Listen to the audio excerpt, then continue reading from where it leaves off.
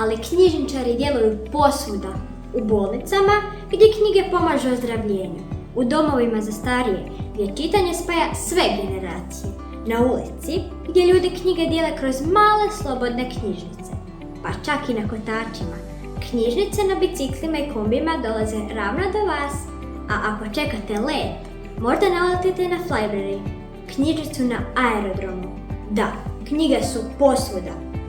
Ova epizoda nije samo priča o knjigama, to je priča o ljudima koji ih oživljavaju. Knjižničari mijenjaju naš svakodnevni svijet, i to tiho, ali moćno. Knjižničari ne čuvaju samo knjige, oni čuvaju znatiželju, dijele znanje i povezuju ljude. I da, imaju super moć. Vrijeme je da ih vi, baš vi, upoznate. Danas se nalazimo u Spahijskom podrumu u gradskoj knjižnici Pakrac. Možete li nam se vi predstaviti? Evo, dobar dan, pozdrav. Moje ime je Monika Lucić-Fider i ja sam knjižničarka i ravnateljica ovdje u gradskoj knjižnici Pakrac. Kako ste vi odlučili uopće postati knjižničarka? Sad treba se toga prisjetiti, ali vjerujem da je to bilo nekako na kraju naravno srednje škole, kad sam trebala odlučiti u stvari što studirati. Nisam dugo razmišljala vezano uz studij hrvatskog jezika i književnosti, ali onda se evo pojavila i mogućnost te kombinacije knjižničarstva s tim studijem, tako da evo to mi se nekako pokazalo kao dobitna kombinacija, budući da je u cijeli život sam od najmanjih nogu bila strastvena čitateljica i ljubiteljica književnosti i evo to se pokazalo kao jedini pravi izbor. Vidim da je bila velika ljubav prema knjigama. A koliko vi dugo uopće radite u gradskoj knjižnici i što vam je to najdraže? U gradskoj knjižnici radim evo od završetka studija od 2008. godine do danas i gradska knjižnica Pakrac dosad je moj jedini poslodavac. Što mi je najdraže? Pa ne znam što bih točno izdvojila od svega toga, ali u stvari evo i taj rad svakodnevno s ljudima, ali i mogućnost da kroz svoj posao evo utječem i na nekakav kulturni život samog grada, na događanja i aktivnosti, na sve ono evo što grad može pružiti svojim stanovnicima. Koliko ljudi dnevno posjete knjižnicu i tko su vaši najčešći korisnici? Jesu li to djeca, odrasli ili umirovljenici? Pa evo što se tiče naših baš članova knjižnice koji dolaze isključivo zbog knjige, zbog posudbe, tu se brojka kreće u prosjeku negdje oko 20 ljudi dnevno, ali u stvari smo s ovim dolaskom i prelaskom u prostor Spahijskog podruma dobili jednu novu dimenziju samog prostora knjižnice, pa smo tako postali na neki način i turistička destinacija, pa se samim time povećao i broj posjetitelja koji dolaze naravno u kompletan posjetiteljski centar Spahijski podrum, pa onda samim time prolaze i kroz prostor knjižnice, pa tako evo nekad ta brojka dnevno prelazi čak i 150 ljudi, što nam je jako drago jer nam je naravno evo i statistika samim time puno bolja, a i tijekom mjeseca hrvatske knjige ta brojka ponovno raste jer imamo svakodnevno posjete razreda osnovnih i srednjih škola, vrtićkih skupina, tako da je uglavnom uvijek vrlo užurbano i aktivno ovdje kod nas u knjižnici.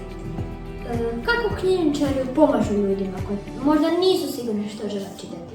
Pa knjižničar je u stvari taj most između čitatelja i knjige i taj osobni kontakt s korisnicima je ono što je možda evo najvažnije i što, evo, to je nešto što umjetna inteligencija i slični alati nikad neće moći zamijeniti. Knjižničar je taj koji upoznaje svoje članove, ljude koji dolaze i u stvari na taj način prilagođava im preporuke knjiga koje će im predložiti za čitanje. Možete li podijeliti neku zanimljivu ili smiješnu situaciju koja vam se dogodila na poslu? Pa bilo je puno takvih situacija, ali evo jedna koja se dogodila u stvari još u starom prostoru knjižnice. Jednostavno smo evo jednu korisnicu zaključali u prostor knjižnice. Znači kad smo odlazili, kad nam je završavalo radno vrijeme, nismo bili svjesni da je jedna gospođa nam ostala u prostoru i ona je evo nekoliko sati dok evo nas nije nazvala jednostavno bila u prostoru naše čitaonice čitajući novine i časopise i ona isto tako je bila evo zadubljena u proces čitanja i nije shvatila da je ostala sama u knjižnici pa smo ju morali evo naknadno doći i otključati. Možete li nam ukratko objasniti što znači da je vaša knjižnica hibrid, u čemu se razlikuje od klasične knjižnice? Pa evo, ta riječ hibrid možda onako zvuči više tehnički, pa evo da pojasnimo u stvari što to podrazumijeva kad je knjižnica u pitanju. Cijeli Spahijski podrum funkcionira kao hibrid knjižnice i muzeja, a u našem konkretnom slučaju to znači da vi u prostoru knjižnice možete doživjeti muzejsko iskustvo. Znači nismo pod navodnicima samo mjesto gdje se posuđuju knjige, nego kroz izložbene cjeline koje se protežu kroz prostor knjižnice, a zovemo ih tajne gradske knjižnice, možete na više tih punktova u stvari doživjeti povijest i baštinu Pakraca, pregledavanje muzejskih predmeta uz naravno interaktivnu multimediju koja vam onda omogućava da i vi tu nekako sudjelujete na neki način. I to je evo jedan novi segment našeg rada i djelatnosti kojeg do sad naravno u starom prostoru nismo imali, a koji se u ovom novom prostoru evo odlično uklopio i čime smo evo postali možda evo još zanimljiviji, pa čak i onima koji ne žele nužno čitati, posuditi knjigu. Evo nakon tog obilaska onda ih uvijek nastojimo malo potaknuti da to zaokruže i u stvari i čitanjem posudne knjige.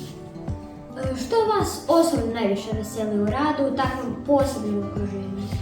Pa vesele nas ovi divni uvjeti i ovaj predivan prostor u kojem imamo čast raditi, ali u stvari sve ono što proizlazi iz tih izložbenih cjelina. Recimo, izložbena cjelina žive razglednice, pruža nam mogućnost organiziranja radionica pisanja razglednica, pa zatim knjižnica sjemena koja će nam omogućiti organizaciju budućih razmjena, pa onda predavanje, predstavljanja knjiga na tu temu. Izložbena cjelina koja tematizira tehnike ručnog rada opet će otvoriti mogućnost novih aktivnosti i programa vezanih u stvari upravo uz ručni rad. Tako da evo, stvarno dobili smo puno novih načina za ostvarivanje nekih novih programa i aktivnosti. Koje su najzanimljivije stvari koje posjetitelji mogu otkriti? Bilo da je riječ o knjigama, predmetima iz prošlosti ili multimedijskim sadržajima? Pa sami prostor knjižnice, ovaj novi u Spahijskom podrumu, u stvari je projektiran tako da se ljudi u njemu požele zadržati. On je prozračan, on je svijetao, on ima puno tih malih nekakvih kutića gdje možete sjesti i nešto pročitati, ali u stvari i te izložbene cjeline koje im pružaju mogućnost da imaju nekakve svoje uspomene na taj posjet. Recimo fotografiranje kod izložbene cjeline žive razglednice je nešto evo što oduševljava posjetitelje, ali evo i ta naša knjižnica sjemena, u stvari sve te izložbene cjeline pa i kabine doživljaja koji će nam pružiti kao mali muzej unutar knjižnice gdje ćemo evo raditi nekakve povremene tematske izložbe. Tako da ljudi stvarno dobro reagiraju na cijeli prostor, a ono što nas najviše veseli evo kad dobijemo jednu sugestiju, povratnu informaciju od vaših vršnjaka. Evo, prošli tjedan su osmaši, čini mi se iz Osijeka, rekli da je ovo jedina knjižnica u kojoj su bili koja nije dosadna. A evo, to je nešto što nas svakako veseli. Postoji li neki projekt ili događaj koji vam je posebno drag jer je okupio ljude kroz knjige i čitanje? Evo, u stvari mogu se osvrnuti na jučer završeno natjecanje u čitanju na glas, našu gradsku razinu. To je evo nešto što radimo niz godina. Jučer smo imali jubilarno 10. izdanje tog natjecanja u suradnji sa vašom školom, osnovnom školom Braće Radića. I to je nešto evo u čemu stvarno uživamo jer okuplja djecu koja uživaju u čitanju i koja žele u stvari to podijeliti i sa publikom. I na tom gradskom natjecanju u stvari nam je jako drago kad dođu roditelji, kad dođu prijatelji koji evo navijaju i slušaju te nastupe. A još jedna stvar evo, koju bih svakako istaknula, za mene osobno su uvijek to susreti s autorima, književni susreti i druženja i sa autorima koji pišu za djecu, ali isto tako sa autorima koji pišu za odrasle, jer evo povezati čovjeka koji stoji iza neke knjige i taj neki dojam uživo je uvijek neprocjenjivo iskustvo. Kako djeca i mladi reagiraju kad shvate da knjižnica može biti interaktivna, gotovo poput muzeja? Pa reagiraju uglavnom oduševljeno jer je to nešto na što nisu naviknuti i uglavnom nešto što nisu očekivali doživjeti u prostoru knjižnice. I evo, to je u stvari nešto čime se možda i približavamo ovim novim generacijama koje, tako reći, u stvari odrastaju i rađaju se sa multimedijom, sa ekranima. Evo, nadam se da ti naši ekrani ipak imaju i svoju edukativnu ulogu, da nisu samo evo, isključivo nešto čime se to slobodno vrijeme popunjava. Kako koristite tehnologiju da biste posjetiteljima približili znanje i povijest? Primjerice preko multimedije, virtualnih izložbi ili digitalnih knjiga? Pa evo, u stvari, možda smo to već na neki način malo i zagrebali po toj temi, ali cijeli taj spahinski podrum u stvari tom multimedijom nastoji približiti, kako sam rekla, mlađim generacijama priče o povijesti i baštini Pakraca, pa se tako i mi ovdje uklapamo korištenje multimedije na različitim, unutar različitih prostora knjižnice, kroz kabine doživljaja, pa zatim kroz ekrane gdje dajemo nekakve preporuke novih knjiga našim članovima, ali naravno onda i korištenjem u stvari nezaobilaznih društvenih mreža putem kojih komuniciramo s korisnicima, a od nedavno imamo i jednu aplikaciju M-knjižnica, Gradska knjižnica Pakrac, koju naši korisnici mogu u stvari preuzeti i putem nje i pregledavati katalog, rezervirati knjige, produžiti posudbu, pratiti kalendar događanja, tako da moramo biti prisutni i naravno i u tom svijetu. Smatrate li da upravo ovakvi prostori pokazuju kako knjižnice mogu opstati i biti privlačne u digitalnom dobu?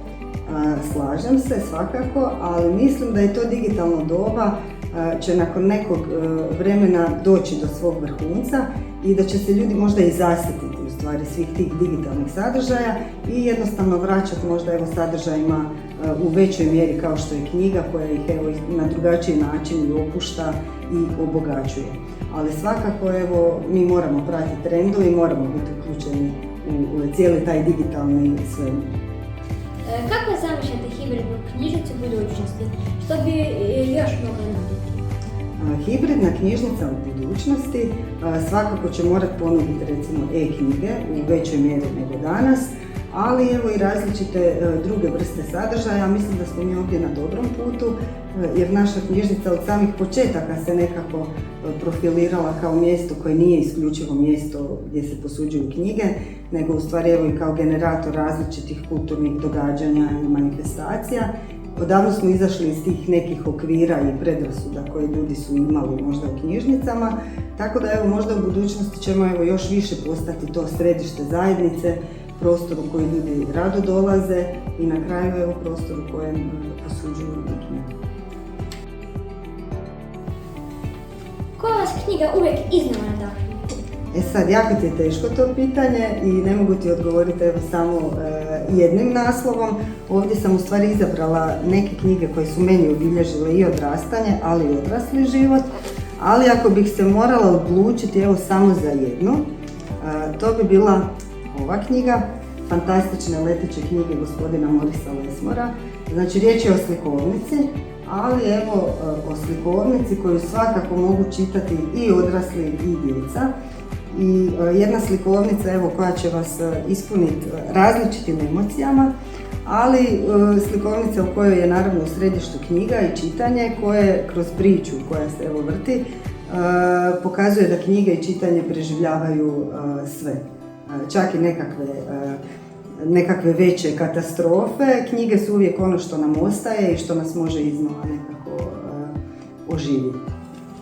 Što biste poručili našim učenicima? Zašto vrijedi doći u knjižnicu? Pa u knjižnicu vrijedi doći kako biste i upoznali svoj grad, za početak baštinu i povijest svog grada, ali i kako biste uronili u neke druge svjetove, kako biste se obogatili, kako biste obogatili naravno i svoj rječnik, vokabular, kako biste komunicirali malo s knjižničarima i razvijali naravno i svoju maštu. A osim toga i sudjelovali na kraju krajeva u različitim programima, pa možda i volontirali u knjižnici. Uvijek nam treba malo pomoći oko nekih poslova koje imamo, tako da puno je razloga koji idu u prilog tome da dođete u knjižnicu. I na kraju, ako biste morali opisati knjižnicu u 3 riječi, koje bi to bilo? Ovo je sad teško pitanje na koje se nisam baš pripremila, ali možda toplina, sigurnost i znanje.